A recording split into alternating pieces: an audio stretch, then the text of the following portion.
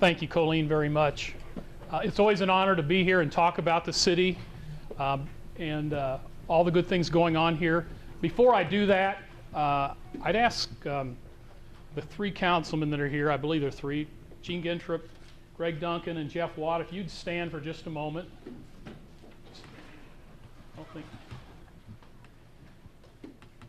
These are the councilmen, and then there are 5 other councilmen that have the great privilege to work with, and they make this job, this responsibility really very easy. And I always refer to our council as a high-performing group, and they truly are. So I just wanted to recognize them.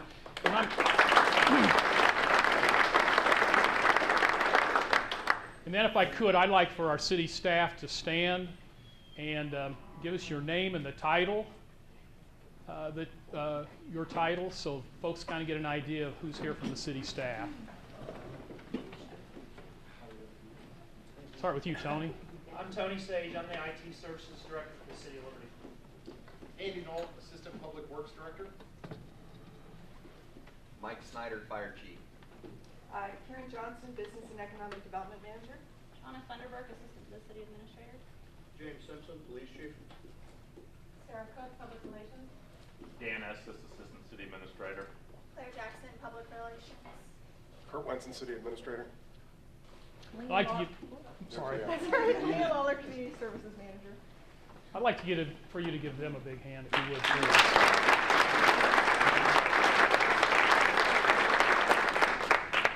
We have an outstanding city professional staff that do a wonderful job for this council and the mayor, and especially for the citizens, and I can't say enough good things about our staff. The last person I want to introduce, and this is a serendipity, it wasn't planned, but I'd like for Greg Knutson to stand if he would, please.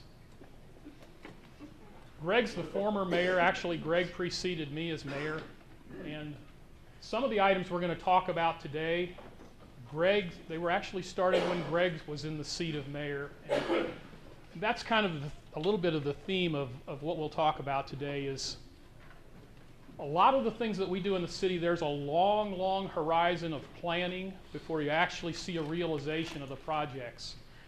And so in the last 2 years in particular, it seems like we've been in a prolonged planning stage. There have been a lot of things that have been going on. I refer to this sometimes as, you see ducks on the water, and it looks pretty serene and like not a lot's going on, but underneath the water, those feet are just moving like crazy. That's what's been happening in the City Hall for the last 2 years, is a lot of planning activity, but not a lot of things for you to see or witness. And in 2016, that's all going to change.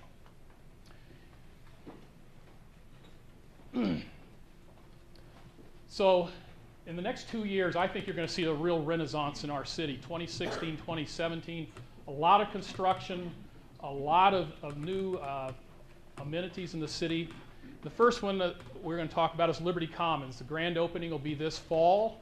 You may have already seen on the I-35 Kansas Street corridor. This is going to be a significant retail shop addition to our city. It's an $80 million project. 320,000 square feet. It will include a 5-story Marriott hotel, a number of restaurants. It's going to be a very significant addition to the jobs in this community. There should be about 550 jobs associated with this project. A lot of those will be part-time jobs, but certainly a large volume of them will be management jobs in these 25 different retail locations that are going to be in this center. So you can kind of see how it lays out, just to kind of orientate you. This is the interchange right here. This is where B&B Theater used to be. Kmart used to be over in here. And as you know, if you've driven by that site now, the only thing left on that entire site is the bank right here, KCB Bank. Everything else is gone. So some of the big tenants will be Academy Sports, Natural Grocers, the Marriott Hotel. I believe Gordman's is going to be here, Kirkland's. There's a number of tenants that have been announced and a number more that will be announced before construction gets too much further along. I might mention on The one thing that we insisted was some connectivity, because B&B Theater is going to move to the east. This is the football field at Liberty High School now. This will be the location of B&B Theater right behind CVS. The theater is going to be a $15 to $20 million project. It's going to include 13 state-of-the-art cinemas. A couple of the screens are going to be of the size of an IMAX theater. I believe they call it a grand theater is what they refer to those in their technology. Office space for their corporate headquarters. A lot of people don't know B&B Theaters is the 9th largest theater operator in the United States. So they have a significant presence not only in the area, but they have theaters in Texas, Arizona. They have a pretty good size footprint now in the theater industry. They'll also be bringing additional jobs, corporate jobs, when they merge with Dickinson Theaters. Those corporate jobs will be coming to Liberty, as well as a lot of folks working in the theater. And like I say, the intent was to get a lot of synergy between Liberty Commons and B&B Theaters, so there'll be a real nice connectivity across Conister Street that's going to separate these two developments. The downtown revitalization. You all voted about a year ago on economic development tax here in the city of Liberty, and we designated $5 million of that to basically reinvest in our downtown, the heart of the city. We're going to preserve the infrastructure, both subterranean. There's a lot of utilities below the surface that we need to ensure are in good shape, because then we want to come up to the streetscape, completely redo all of the street surfaces, streets, sidewalks, crosswalks. The whole idea is to give the downtown square the facelift that it needs and still preserve the history that's there. It'll be a lot more pedestrian friendly. We expect the plan is to extend the sidewalks so that they're much wider than they currently are in front of all of the businesses on the outside of the square. So it should be a much more pedestrian friendly, and we've charged, and Andy Knoll is kind of heading this project up. One of the charges that we gave him is expand the size of the sidewalks. Absolutely don't lose any parking spots. In fact, try to find more parking if you can. A project that wasn't announced last year but was in the final stages was the Liberty Drive improvements. And if you've driven Liberty Drive from 291 into the downtown area into Mill, it's a $2 million project. It's the gateway, one of the gateways to the downtown, and it's easy to overlook.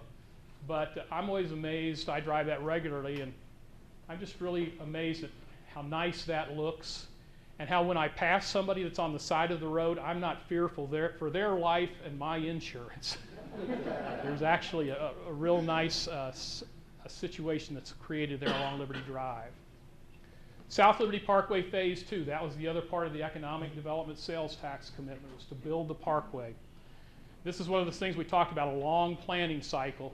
This was first envisioned 50 years ago, 1965. There was conversations starting about a road that would traverse east to west on the south side of the city. So this has been talked about for, like I say, for 50 years. We're in the final stages now. In fact, we are in the process, if we haven't executed the contracts, to have this constructed. Should start seeing construction here very soon. It's a $23 million project, 2.5 miles of 4-lane road. It'll connect where it currently terminates at Withers Road now, where you have to turn and move up to the community center. We'll continue from that point all the way to 291.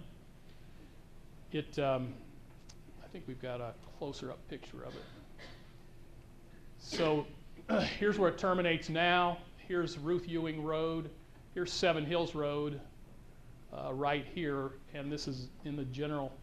So you can see it's going to bisect 291 about halfway between Ruth Ewing and Seven Hills Road. The parkway is going to be an outstanding addition to our city. Not only will it provide access to 1,000 acres that up to this point have been landlocked. The cattle down there are enjoying a nice lifestyle, but we're going to encroach on that pretty soon.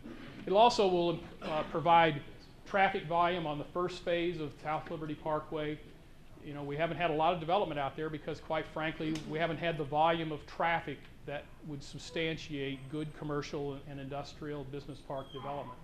With the opening of this second phase, that should occur. And another thing that we expect will occur is some of the traffic on Kansas Street will move south, because if you live on the eastern side of the city, a lot of times the only way you can access the interstate is to come through Kansas Street to get to it. Well, this will give you a second access to go particularly into the downtown area if you're a commuter to the downtown Kansas City every day like I am. Especially if you live on the east side of the city, you can scoot right across on the parkway now. So we think that'll be a second benefit. Right down here is the wastewater treatment facility, and I just wanted you to know that before I move on so you kind of get an idea of where it locates. This is very close to the southern border of our city. We'll have a utility operations center there at the wastewater treatment plant. It's a $75 million investment. We've been experiencing for years, we had contracted our wastewater treatment to the city of Kansas City, and we've experienced for years double-digit increases in a time when the consumer price index was, you know, less than 3%. We were seeing 10, 12, 15% increases. We tried for some time to negotiate with the provider for a long-term contract and couldn't get that done at a reasonable rate. So we found or decided the best alternative for us was to build our own facility. This is under construction now. In fact, I've got a little, this kind of shows you the progress of the construction. It should be opened in early 2017. The nice thing about it is it'll provide rate stability for us for, you know, we now control our own destiny as far as cost. It also will provide growth for our city for at least 50 years in the current facility that's being constructed. And where it's situated at and how this is being constructed, it will be easy to expand at some point in the future. So when as the city grows, that expansion can occur. So that's where it was as of yesterday. There's a time-lapse photo that's on the city website. If you're ever just looking for something to do, you can. And I had them cut out about 80% of what you could see, because takes a picture. I forgot the frequency, but how long? Every 3 minutes? Every 30 minutes there's a picture taken, and that's been going on for about 8 months now. So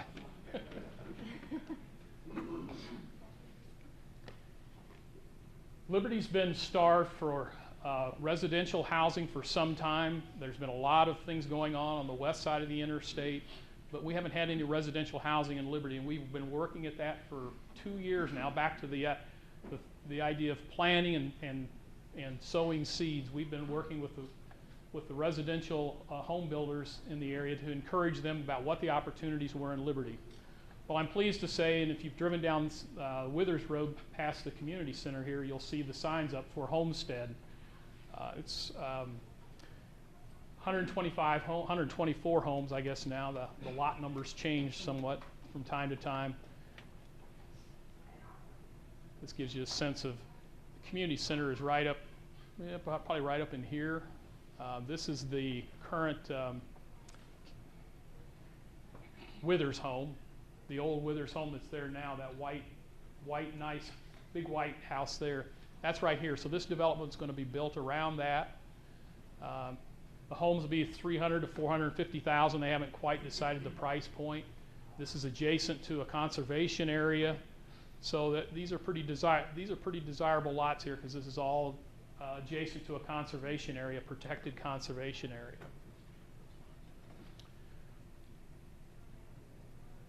I might say the Homestead, when it's built out, should be about a $40 million investment down in this area. And then multifamily housing, we're pleased to say that North Point developers who have built in the Briarcliff area, they build upscale multifamily homes. They're going to build a six building complex on North Forest. We don't have a picture of the location, but North Forest would be where the Hy-Vee gas station is now. It'll be just across the road from that. There's St. Stephen's Lutheran Church, if you remember where that's at on North Forest. It'll be just beyond that. 292 units will be in there. As I say, they'll be upscale, granite, countertops, a very appealing clubhouse environment. And one nice thing they did, they tended to go vertical a little bit on this, but in so doing, they were able, if you're familiar with that area, there's a lot of fauna back there and a lot of trees, and they were able to save and preserve a lot of that tree and natural fauna, which was very important to the neighbors that they're building, that also adjoin that. So about a $30 million project there, and they actually, one of their final approvals was obtained last night at City Council, and they indicated as they walked out the door they expected to be pushing dirt any time in the next 30 to 45 days. So, the Parks and Recreation Department, we've had a number of improvements. Fountain Bluff Sports Complex. It's what we call a destination facility. A lot of people come from all over the metropolitan area, and that's another real side benefit to the extension of the parkway and the the commercial development that we're going to have in our community, and the hotel we're going to have in our community. We're not capturing a lot of the potential revenues as people come to these baseball and softball, soccer tournaments. They're here anywhere from 3 to 5 to 7 days in these tournaments. And so that provides quite a bit of an economic engine that we needed to capture, and believe we will do that. So there's a lot of improvements you can see at Fountain Bluffs. We want to keep that current and up to date so it maintains itself as a destination facility. And then we've also looked at new parks. So we identified an opportunity in the Arthur Addition, which is just south of William Jewell College, kind of south of the Juvenile Justice Center. That Arthur district in there, a historic district, there was a home there that was actually removed, a derelict home that had been removed. There were a number of lots that were unimproved that were just sitting there, and we saw an opportunity. The Parks Board encouraged us, and the council reacted favorably so that we could obtain those properties and build a pocket park in the Arthur Addition. So we're always looking for those opportunities. Most importantly, what the Parks Department did is a master plan, and they looked at 3 of our primary parks: Bennett Park, Ruth Moore Park, and City Park. And they put together, if you could just, if money were not the issue, what would you do with these parks? And put together a master plan of what made sense for each facility. Well, the good news is, or the bad news is, we're talking about tens of millions of dollars to do all 3 of these parks, to do everything that they want to do in those. So if there are any benefactors out there, we are certainly interested. And I'm sure we can work something out on naming rights, at least on one of our parks. I think we'd be willing to give up City Park if you want some naming rights there. But the nice thing about a master plan is we now have a proposal and a blueprint of how to build these parks out. So as we can do pieces of it, we can do it in an organized fashion, so that when we get to the end, we know how all these pieces are going to fit together and you have a nice product.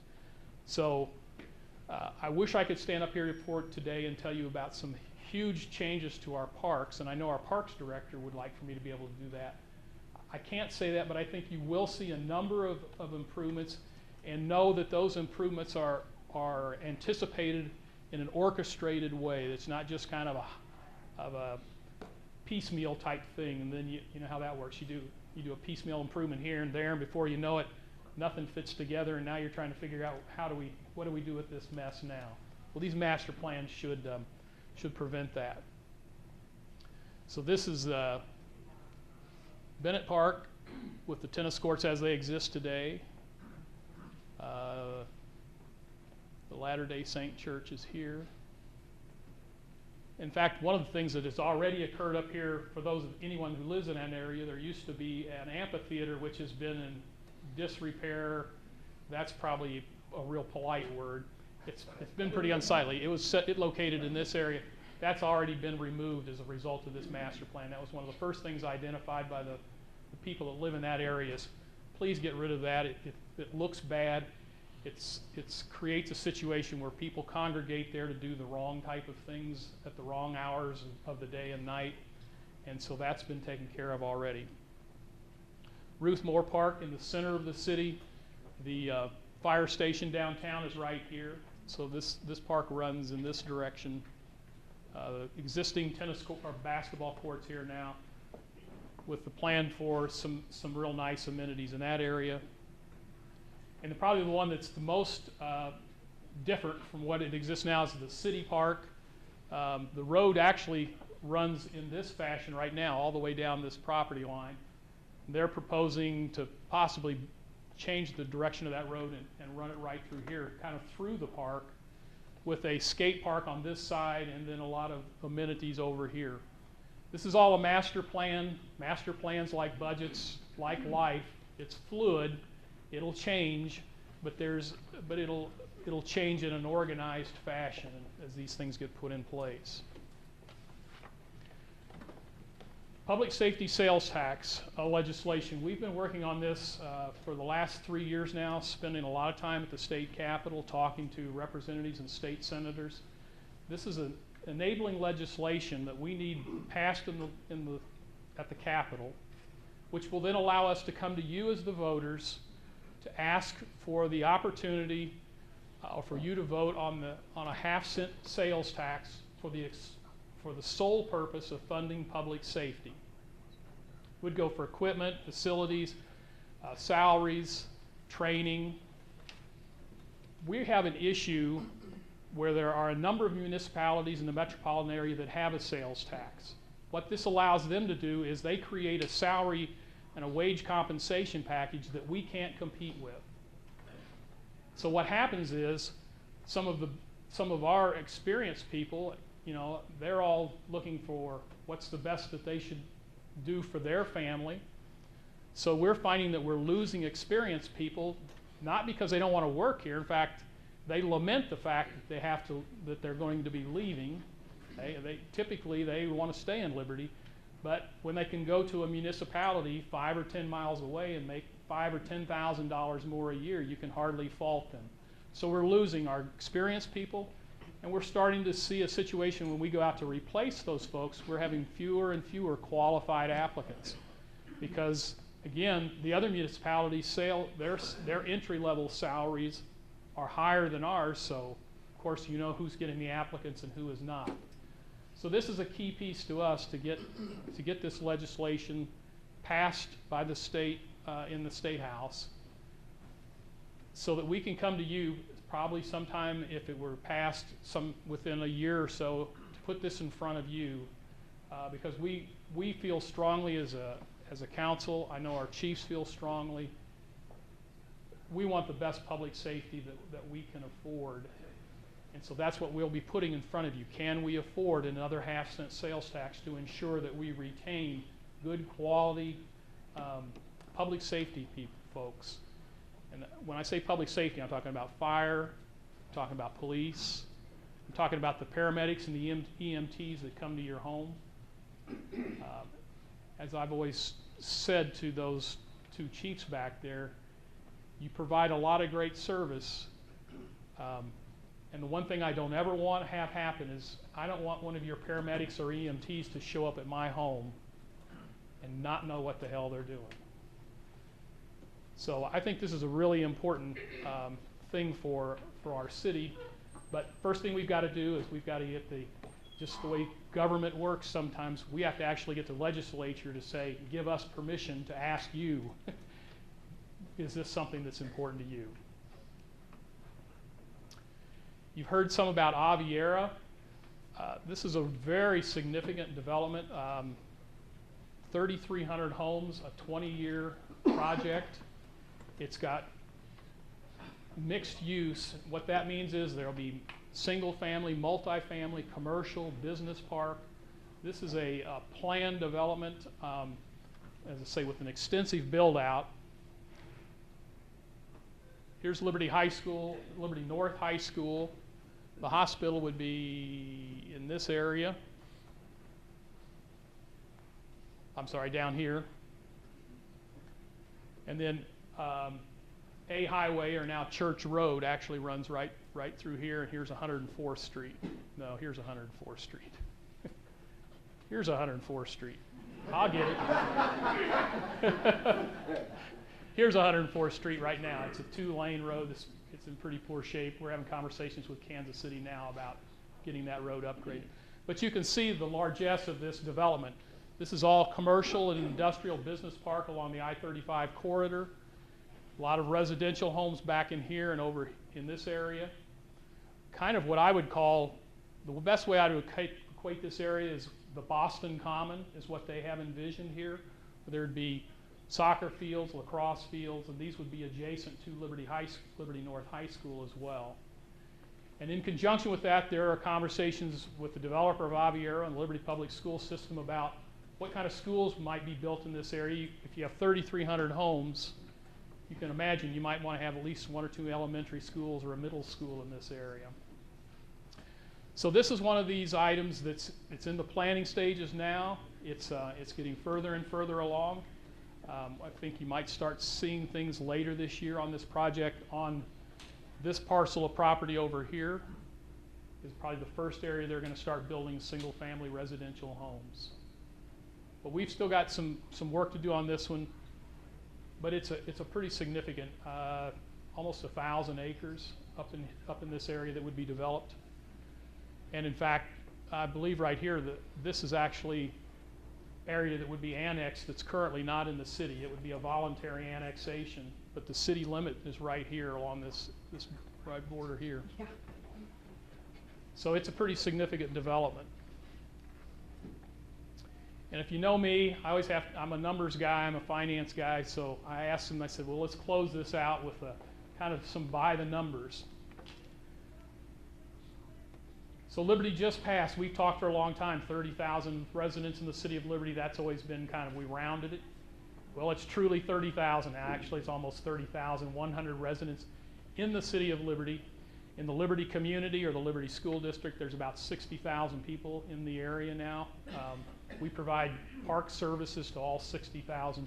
But in Liberty proper, there's 30,000, almost 30,100. In fact, there's probably 4 more people since this was put together. As I've gone through this, if you were doing the math, there's over $300 million of investment that's going to be made in the city in the next 2 years, 2015, 2016. And by investment, I mean steel and concrete in the ground and facilities that we'll be utilizing in our community. In 2015, we created about 700 new jobs in the city of Liberty. Actually, it's north of 700, but we took a conservative number here. It's probably more in the area of pushing 850 jobs in the city of Liberty that were created in this past calendar year. Already with the things that we know are coming out of the ground, we expect 500 new jobs in the 2016-2017 time frame. Mostly associated with the Liberty Commons project. Some of that will be coming online later this year, but significant portion of it will come online in 2016. B&B Theater will be coming online in 2016. So, like I say, about 500 jobs that we already know of that are being created in the city of Liberty. And then we've done all of this. We've maintained a AA rating by Standard & Poor's for anybody in the finance area. That's a pretty high rating for a municipality. In fact, I would say we're easily in the top tier of all municipalities in the state of Missouri. So we've been doing all this development and working with all these folks to negotiate contracts, to provide public incentives and do all of that and still maintain a very high credit rating. In fact, when we've gone out to finance some of these projects, we've got outstanding financing on these projects, which has allowed us to put more into the project and less into interest payments. And you know, we all have homes. We know what that's like. So what's next? Talked about planning, and most of this was things that were being realized. But in 2017, there are a lot of things that we're planning now that I think are going to, during the course of 2016, that we'll start seeing in 2017. Tom Page always asks me regularly, well, what are you all doing about Kansas Street? Well, I'm pleased to say that we've been working very hard, council members, your city staff, we've been working very hard with Missouri Department of Transportation, MARC, the City of Kansas City to partner on improving that corridor from basically Church Road across the bridge all the way to M291. And we're getting very close to having the financing in place to be able to make those improvements. And I think in 2016, we will get that financing in place so that in realistically, probably 2018, 2019 is when you're going to see significant construction and completed construction in that corridor. But that's a big project. That's a $15 to $25 million project that we're trying to coordinate with those partners. We are in significant discussions with two major industrial manufacturing businesses. And I think those will be announced in 2016, and they'll add significantly to the investment, capital investment.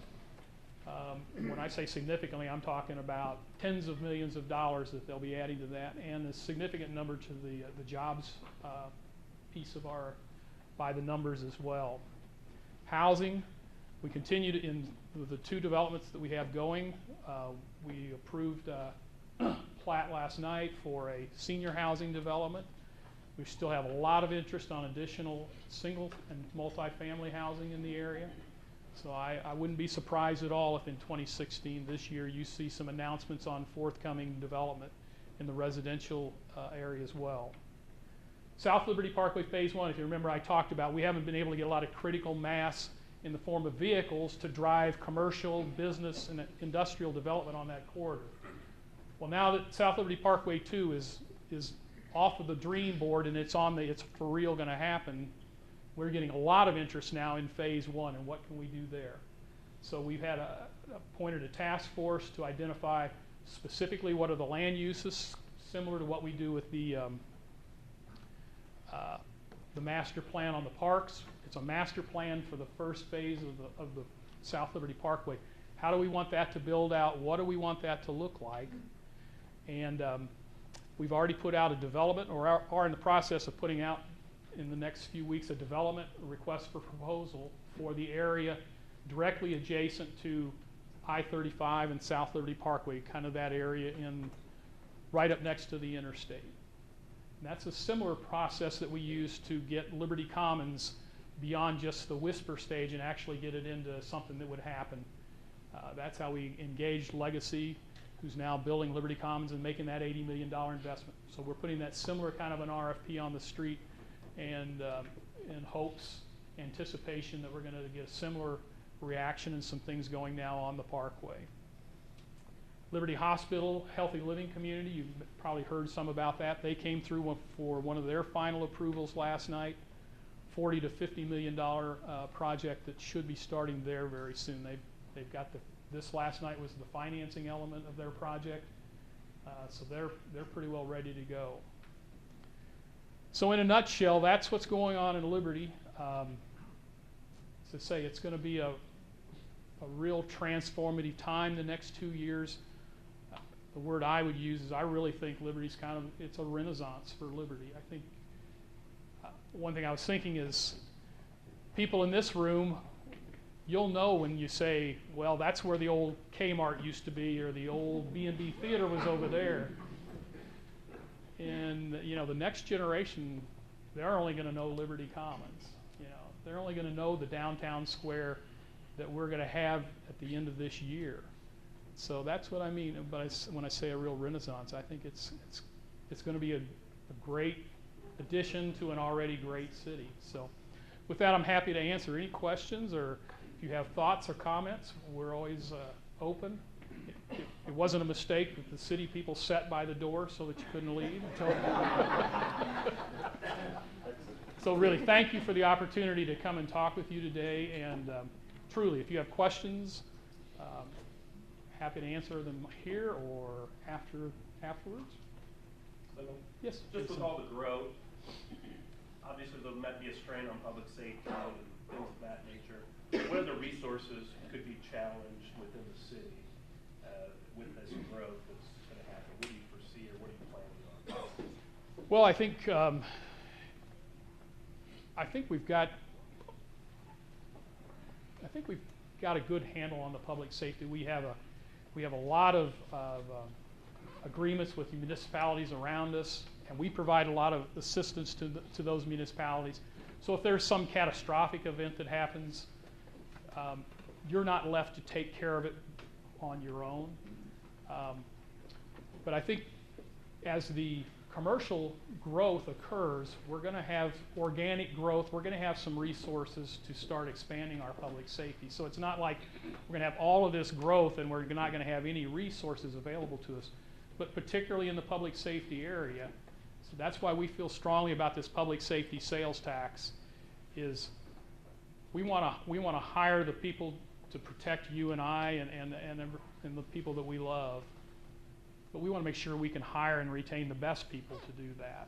And we have an outstanding force now. It's just it's a little disappointing. I guess it almost causes a little bit of heartache sometimes, I think, for our chiefs to see some of the folks that are leaving their department. And as I said, it's really difficult for them to leave as well. But you know, they see an opportunity to really enhance the lifestyle for their family. The road system is always going to be a challenge. But as I've told folks before, you know, the easiest way to not have traffic in our city is just to shut down all the growth and the development. And you know, that's kind of a spiral that you don't want to get into either. So is Liberty going to be the way that I knew it 50 years ago? Is Liberty the way I knew it 50 years ago? No. In fact, I'd like to think it's a whole lot better. But I can't ride a bicycle across the intersection of 291 and 152, and I used to be able to do that with no sweat at all. You know, if you had a child out there now, you'd be going, holy mackerel, where are those parents? So Liberty's not the city that I knew, and in 50 years from now, Liberty won't be the city that we see today. But I'm really confident with the outstanding staff we have, with the elected officials, and with the engagement of citizens like yourself. We always have folks willing to step up to provide resources, not only financial resources, but to be invested in the community and participate on boards and commissions to provide input. So I think there are going to be challenges, but I think this community has demonstrated an outstanding ability to meet those challenges.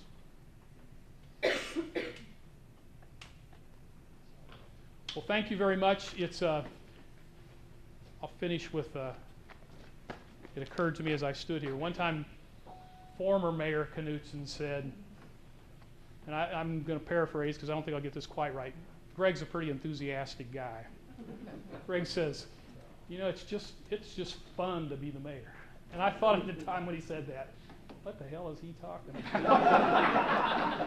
And even sometimes today I think, what's he talking about? But it really is a true joy to live and be the mayor of this community.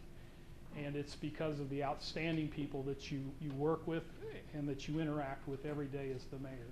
So I want to thank you for making this a wonderful place. So